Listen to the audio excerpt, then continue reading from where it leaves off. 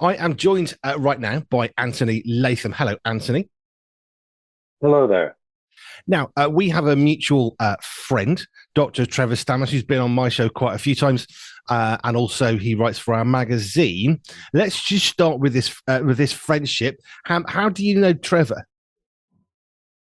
I first met Trevor because I did a course on bioethics and medical law at St. Mary's University, a master's degree in that, and he was one of the lecturers. I got to know him through that, and then later on, because he's very involved in philosophical and bioethical issues, I've met him a few times, and it's been a great pleasure. And he writes for my magazine, Pure Media, the magazine. He writes on ethics, Mhm. ethics, medical stuff. Where does that intersect? How should it intersect? That's the sort of thing he writes on.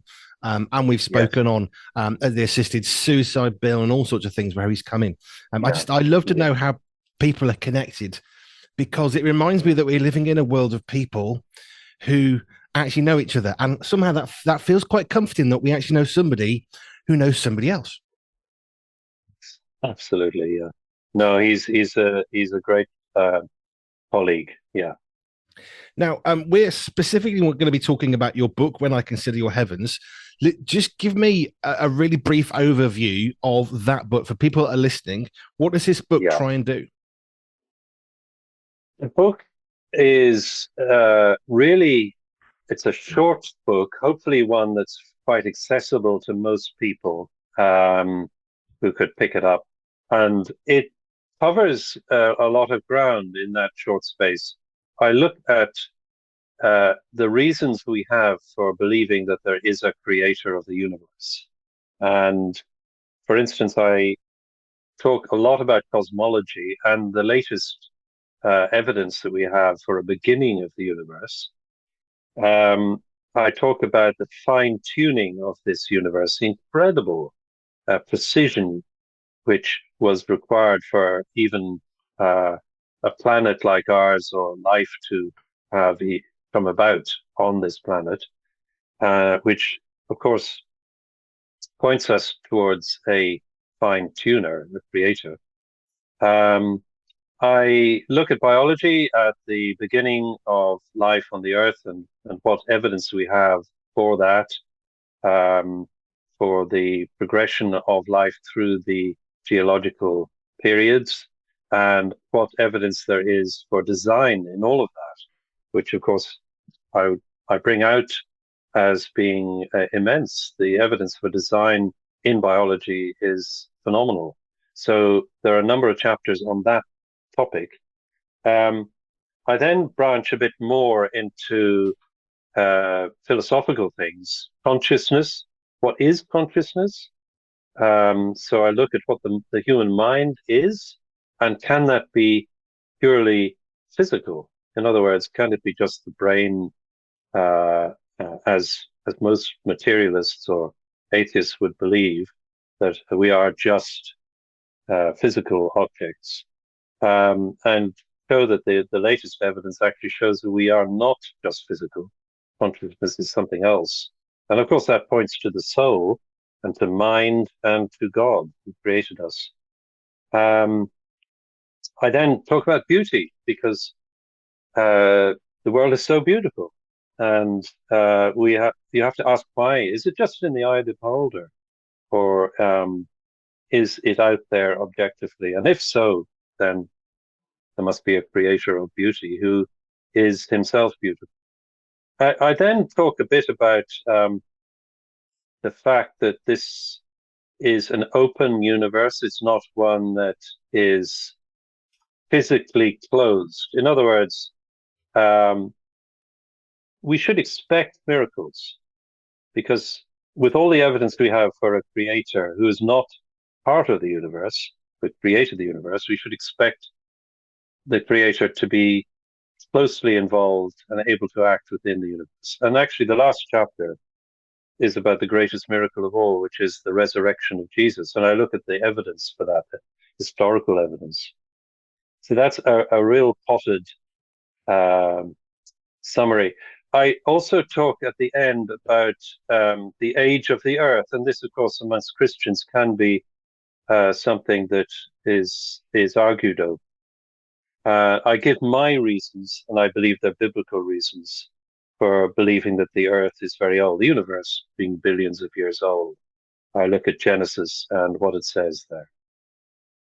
Let's just come back to beauty, which is one of the things that I know I've chatted about with folk in the past, because if you go to the beach very early in the morning, which is not something I'm going to frequent frequently, you'll find people standing there, and as the sun starts to come around the horizon, there's this kind of, oh, isn't that beautiful? And it's one of those things which just points to something more than a light in the sky that something in our eye can spot as, oh, that's something moving. Because it isn't just, wow, there's a light. It's, wow, isn't that a stunning sunset? And the vocabulary that we'd use, we went up to the top of Scotland and we watched the sunset. Well, my wife took photos, and it was stunning because it's beautiful and it draws us to it. And that has always said to me, you know, there's more to this. It's not just a light in the sky, because we can spot that. We can understand that. Scientifically, yes, we see a movement and our eyes move, fine. But it's the fact we appreciate the color and we enjoy the warmth and we enjoy the difference of the yellowy, orangey, golden against the darker sky as it changes. And you know, why do we enjoy that? Why should we be able to enjoy that? Which comes back to one of the things that you said, which I've always pondered on, of that's got to be the proof of something more than random chance. Yeah, I try to tease this out because, of course, atheists will say we have evolved the ability to see beauty as some form of help in passing on our genes. I mean, it's very far-fetched, but it's the only way for an atheist and a very sort of rigid Darwinist, you might say, to explain why things are beautiful, perceived as beautiful. It's thought of as simply hardwired into us somehow, and it encourages reproduction and success in evolution. But I tease this out a bit, and I really try to hopefully make people think again about that. When you see a rainbow or you see a wonderful scene, or perhaps an animal or a bird, it's unnecessarily beautiful, if you know what I mean. It goes way beyond any idea of this is helpful to passing on my genes. And actually, one of the great things that we found as we've got these telescopes now that are looking at the universe, it is stunningly beautiful. That shouldn't surprise us, but we cannot have evolved to see all these pictures of galaxies. They are there, beautiful. So the objectivity of beauty is a really important thing. And if it's out there, whether we are looking at it or not, and of course the universe, the galaxies we didn't see before, then if it's out there objectively, then there must be an author of beauty. And you could argue the author of beauty is supremely beautiful. I think supreme beauty probably is a fairly inarticulately good, but as good as we're going to get, description of who God is. But this is the thing. Yeah. If you say God is good, you're now insulting the name of God, because good is such a, it doesn't say enough. Oh, he's very good. He's extremely good. But every description we try and have of God is always going to be limited by our own abilities of English vocabulary, because I'm an Englishman. Therefore, the English language is going to be limiting how I express. And I think that's perhaps a reason why a sunset or a sunrise, especially, we don't have to talk. We can just enjoy. And perhaps that's the best way of saying how good God is to recognize that's beauty. Words are very inadequate, I agree. But another important fact is what you know in the first chapter of Genesis, after each day of creation, it says, and God saw that it was good. Now, the good there can also be translated as beautiful. He saw that it was beautiful. And so it is. Despite all the problems and difficulties and suffering in this world, we have that beauty around us. Let's go back in time a little bit for you, because you're talking about God, you're talking about faith. What was your faith journey like growing up? Well, I grew up in Ireland. You probably detect a bit of Irish accent there. I did. And yeah, I grew up in the Dublin area in the south of Ireland. Um, I was a church, we were in a church going family, and I had a basic childhood faith, which was, I believe, a real faith, a simple faith, Christian faith. But when I went to secondary school, I went in the north of Ireland, a school up there for my secondary. I started to do biology lessons, and I loved them. And we had a great teacher. And of course, we started to do the classical evolutionary story.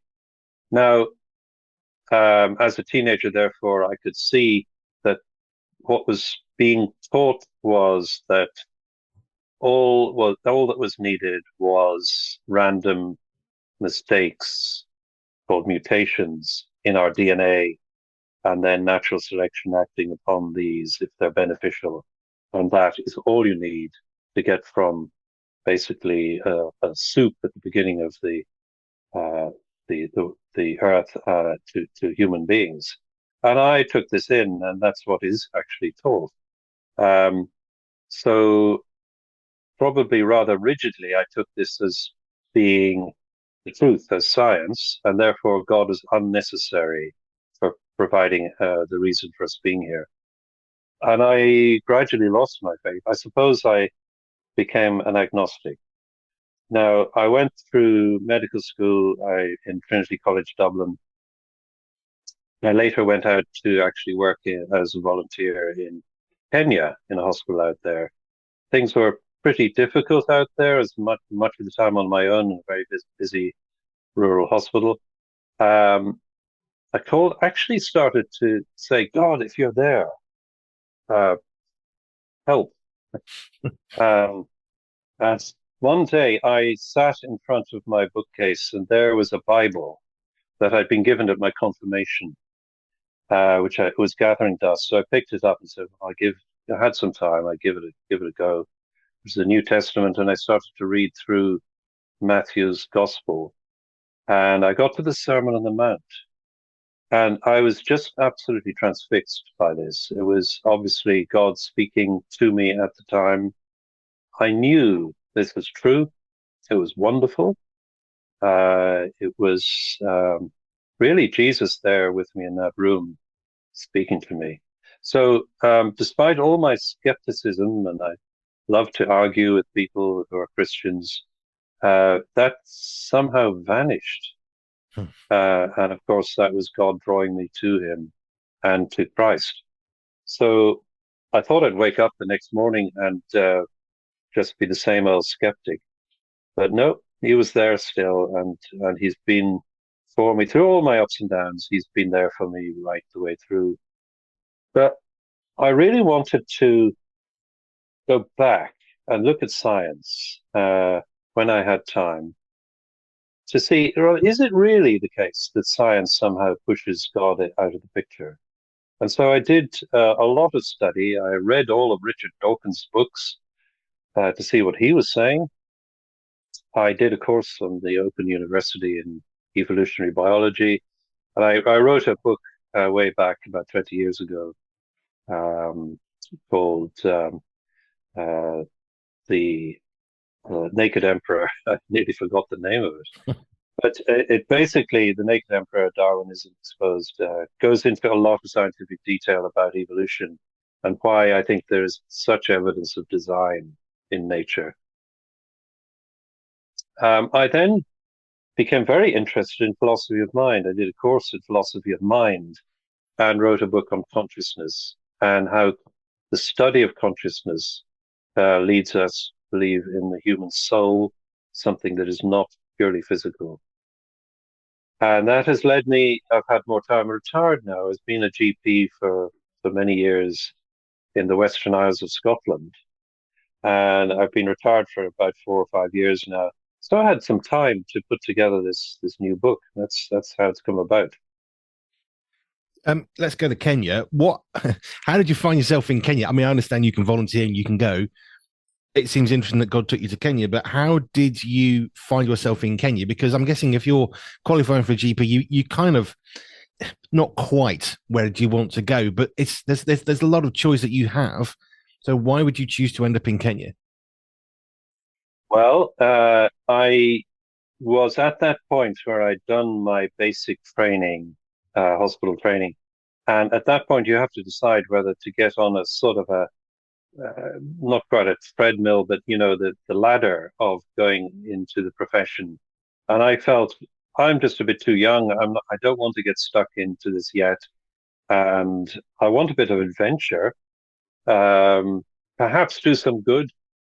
And so I volunteered for an Irish government-led organization, a bit like VSO in the UK.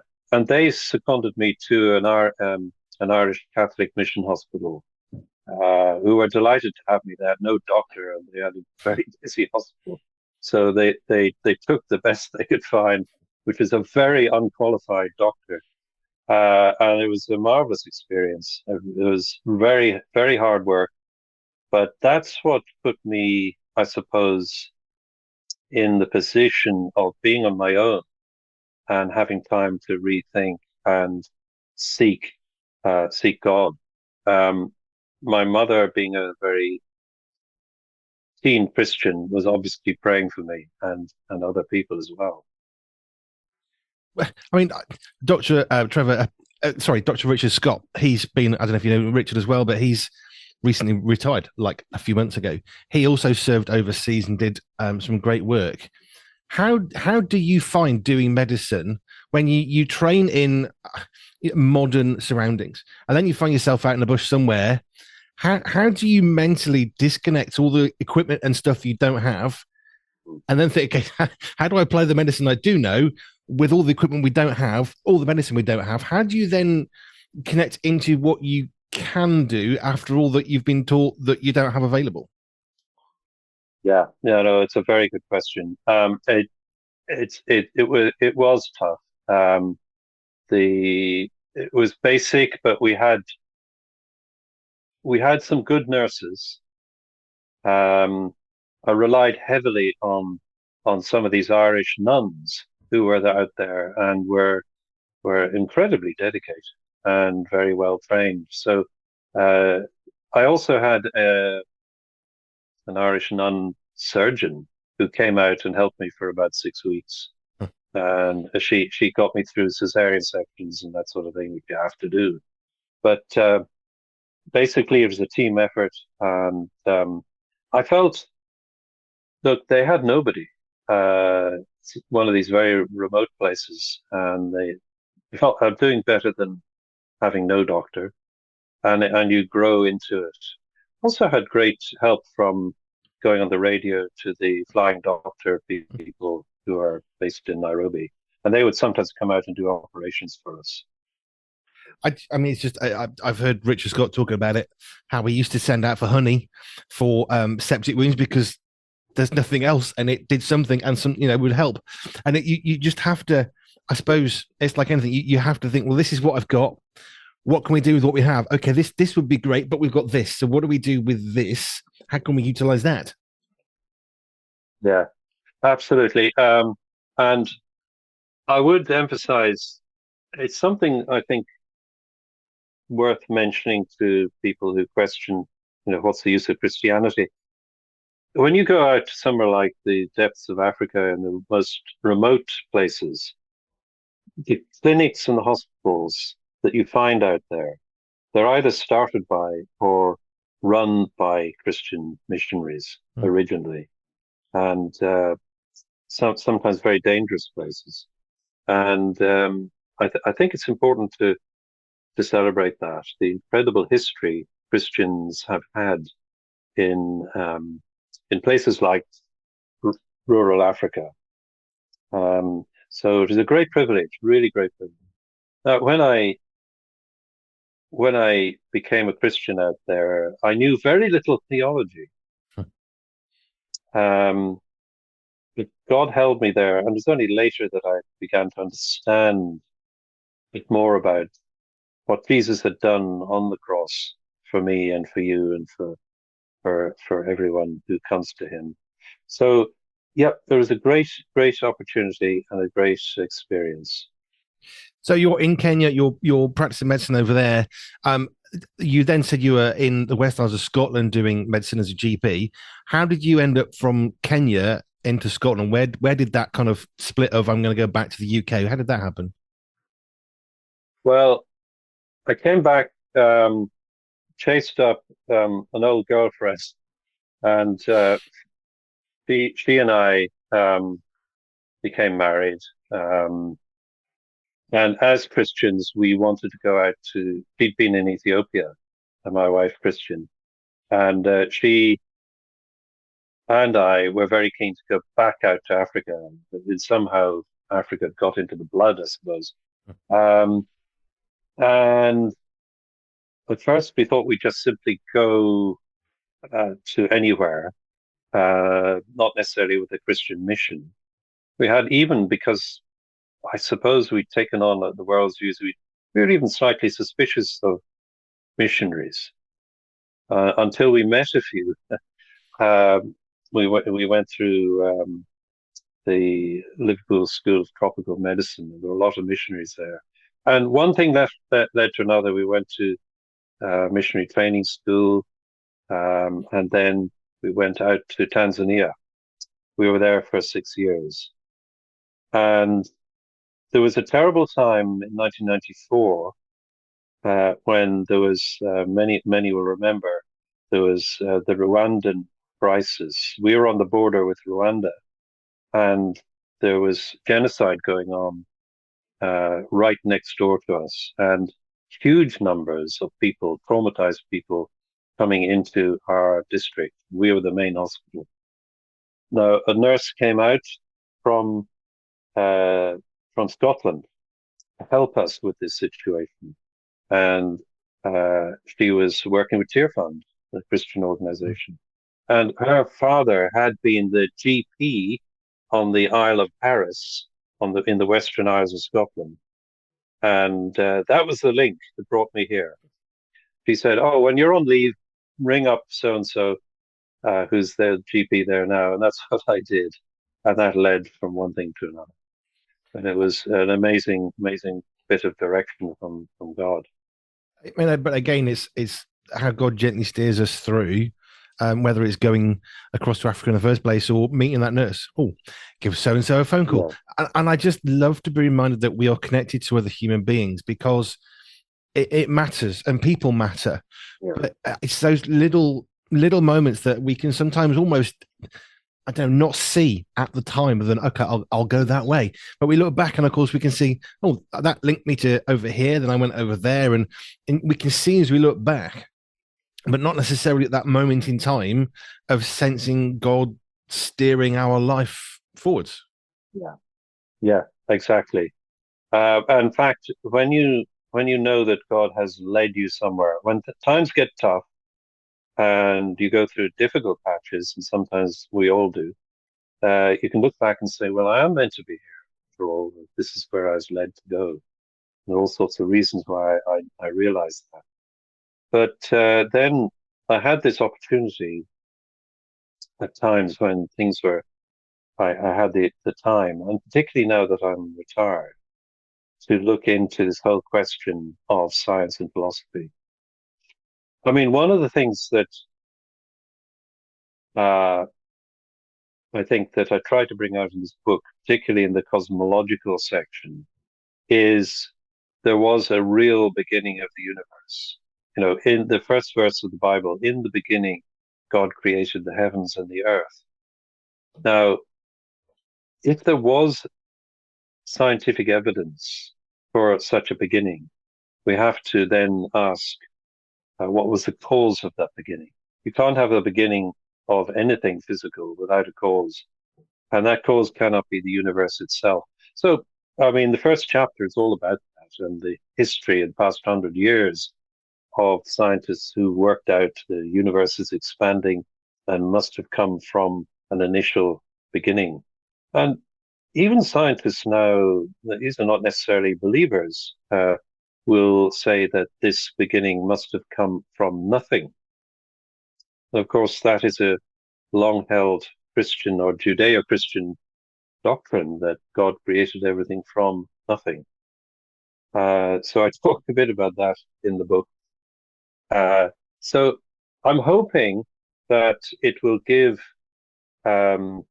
Christians confidence and reassurance that science is not separate from our faith. On the contrary, it confirms what we believe. Science is looking at what God has done. And of course, the first scientists in the scientific revolution, people like Newton and others, were believers in a creator. They had no difficulty with doing the greatest science, the very foundation of our current science, and seeing it as looking into God's creation. And of course, I could go on about this, but of course, the scientific revolution occurred within a Western Christian environment, very much theistic understanding of God being the creator. It's only very recently, historically, that there has been this turn away from that idea to a materialistic idea that God is unnecessary. But look back at the beginning of our scientific revolution, and we find these incredible, brilliant scientists who worked out all the basics on which we now depend. We stand on their shoulders in so many ways. We do, yeah. I think, which was, the name's gone out of my head as you were talking, it came in. The artist, scientist, was that Galileo? The name's completely I'm not gone. sure which one. I don't remember now who it was. There was a particular scientist, and they designed what we now think of as a helicopter, but he only had Leonardo da Vinci. Thank you. Leonardo da Vinci. The name came as you went, and it just went straight out. But he designed a helicopter, but didn't have all the materials, and yet he designed what we would recognize as a helicopter. It just didn't have a powerful enough engine or light enough material for metal. It was wood, it's too heavy. But it's phenomenal that he could design things that we recognize today, many decades later, and yet somehow he designed it because he could see what it could be, and now we can make it. Exactly. He didn't have the materials at that time. Yeah, absolute genius. Yeah. We stand on the shoulders of these people. You're quite right. I talk a bit about a Christian man. He was a Catholic priest, actually, a Belgian priest called Georges Lemaitre. Just to mention this chap, in the 1920s, he was a brilliant cosmologist and mathematician. He looked at Einstein's relativity equations and worked out from them that the universe is expanding. And he did this against all the current opinion, including Einstein's, that the universe is somehow static. But he worked out that from these equations, it must be expanding. Galaxies must be moving away from one another, from these equations of Einstein, and therefore must have come from an initial beginning. And it was only later that Einstein and the others actually agreed with him.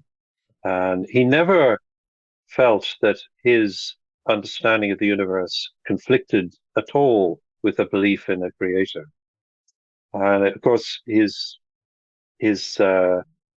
findings were confirmed when the telescopes trained themselves, or people trained them on the galaxies, and found that they were indeed receding very rapidly in all directions.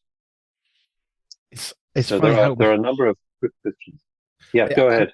I was saying it's funny how we have these views on things, but actually somebody else comes along and says, no, we're seeing that today. Let's just take very carefully climate change. It's a fact. And well, to some it is, and to others, no. And we've got these contrary opinions. And how do we hold those two together? And one of the problems I think we see is that clearly money has a factor in this. Green energy is very financially viable for many. But that, of course, then steers the science. But science, as we've seen, is becoming more science says, but that's not science. That's actually a belief rather than science, which is repeatable experiments. Like the guy who said, "Oh, Einstein, nope, sorry, you're wrong with your own data." That to me is actual science. And well, here's what you've got. I'm not repeating that. I'm getting something different. But I think we've moved away from that through to, and we saw this, I think, through COVID, and I think we've seen it with climate change. It's a fact. Well, that's not quite how science works. Science is asking questions, and what answers do we get? And sometimes the answers may not be the ones we want. Yeah, I mean, I particularly look at biology in this regard, that um, it's the standard evolutionary, what might be called neo-Darwinism, is held almost religiously. And if you question parts of it, for instance, if you're in academia or you're in a university, then you are in trouble with your career. You have to be very careful. So it becomes more of a worldview, whereas science, as you say, should be always open to testing and reassessing. And that's what is beginning to happen behind the scenes much more now with evolution. We, there's the whole question of what's called micro and macro evolution. A lot of people don't perhaps know those terms, but microevolution we see in happening when very small changes in animals are perfectly explicable genetically, because it's just using the genetic material that's already there. Macroevolution, the big changes that we see in the fossil record, very big sudden jumps, that is not explicable in current evolutionary theory and very much points to design. So I tried to bring that out in the book. Now, I wanted to I'll come back to the book, but the philosophy part, it's something I had an Yeah. interest in at school. We almost did an A level in philosophy, but there weren't enough of us who did it so that it never happened. But I was genuinely interested in doing an A level in philosophy. Now, I didn't do that, didn't pursue that anywhere, any further else. But I like the idea of thinking about, in the most broad terms, how do we think what it is that we think? Because I mean, just take this one. I'm holding a pen. I can feel some plastic. I can feel some rubber. There's a bit of metal. Okay, we can understand the realities of that. But why am I conscious of the fact that there's plastic and some rubber and some metal? Which to me, I find that fascinating, because to one person, it's just a pen. To me, I can take it apart and rebuild it. Now, maybe that's a bit of an engineering bit in my mind or something, but I like thinking about how it is we think, what it is that we think. Yes. This is where the chapter on consciousness hopefully will be helpful, because our consciousness, that is our thinking, as you've just mentioned, our sensations, simple sensations, or seeing colors, the experience of these things is something that is actually indefinable in physical terms. You can't just say that this particular arrangement of neurons in the brain explains that. There are other aspects of consciousness, such as the fact that you have private access to your own thoughts and nobody else has. Again, there's no computer that has that. It's something that is purely something that we as conscious beings have. I talk a lot about uh, what's called intentional thought, that is, thought about things. So a belief, for instance, is about something. A hope or a fear is about something. Now, nothing physical is about anything. You can't have, the brain is not about something, whereas where our thoughts are. And again, we can look at all these, what's called the hard problem in philosophy of mind, this whole difficulty of trying to explain why a physical object, the brain, however complex, has consciousness. So consciousness really points to a non-physical part, which is the person. And I try to show that for many people, this actually points to a soul, and that we are souls, we're not just physical beings. And that leads to many questions, which I don't go into completely. What happens after death, for instance? Do we survive death?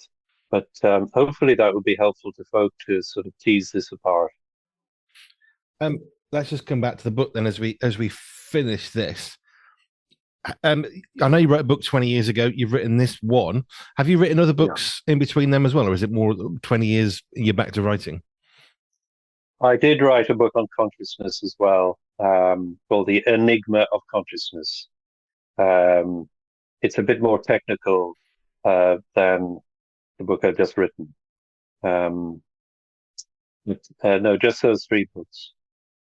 So I know we'll come to the website, but who is it that you would think this book could help you? Where do you think this is going to really help people? I think it will help people who are open-minded, who are skeptical of God, of the existence of God, and of particularly of the Christian religion. It will help them to see that actually there are very sound, rational reasons for believing there is a creator. In fact, I think overwhelming reasons, to be honest with you. When you look at the fine tuning of the universe, there is really no other answer. So I'm pointing people who are like I was, struggling with this, to help them, as I wish I had been at the time. But for Christians and believers, I believe it will give them encouragement that they don't have to divorce their, have this split between science and philosophy and their faith. Quite the opposite.